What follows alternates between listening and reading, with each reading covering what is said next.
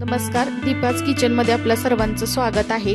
आज आपण बनवणार आहोत चमचमीत ओली भेळ। ही भेळ बनवण्यासाठी मी ते पंढरपूर मध्ये मिळणारे मुरमुरे वापरलेले आहेत। साधारणतः 2 मोठ्या कटोऱ्या भरून हे मुरमुरे घेतलेले आहेत। त्यामध्ये शेव आणि शेंगदाणा मिक्स असतो, तसेच हे खायला खूप खुसखुशीत असतात आणि चवीला खूप चांगले असतात। त्यामुळे आपल्याला इथे भेळ बनवताना मीठ घालण्याची गरज पडत नाही। त्यानंतर मी इथे 1 वाटी बारीक चिरून घेतलेला कांदा घेतलेला आहे, तसेच 1 वाटी बारीक चिरून घेतलेले टोमॅटो इथे मी घातलेला आहे आणि त्याला आपण अगदी व्यवस्थितपणे असे हलवून घ्यायचं आहे। तुम्ही बघू शकता, प्रत्येकाची भेळ बनवण्याची पद्धत ही वेगवेगळी असते किंवा आपण वेगवेगळ्या प्रकारे आपण भेळ बनवू शकतो। भेळ हा असा विषय आहे की कोणालाही भेळ खायला आवडते, तसेच चमचमीत असेल किंवा सुकी भेळ असेल तर भेळचे असे वेगवेगळे प्रकार आहेत। त्यानंतर साधारणतः मी ते 2 ते 3 चमचे चिंचेची गोड चटणी घातलेली आहे। ही चटणी ही मी घरच्या घरीच बनवलेली आहे।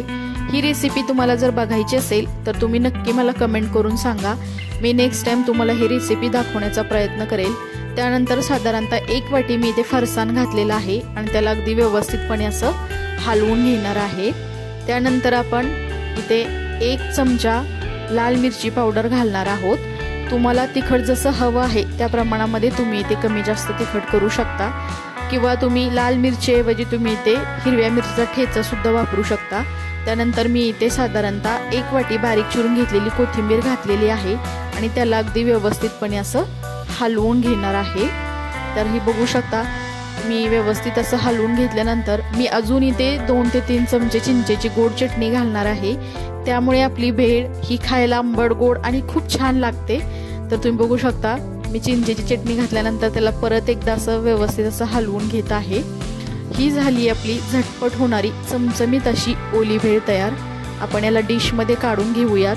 तुम्ही बघू शकता, आणि त्यानंतर आपण इथे घरीच असे भाजून घेतलेले किंवा रोस्टेड असे शेंगदाणे आपण यामध्ये थोडेसे वरून घालायचे आहेत आणि त्यानंतर थोडीशी बारीक शेव किंवा त्याला तुम्ही झिरो शेव म्हणू शकता।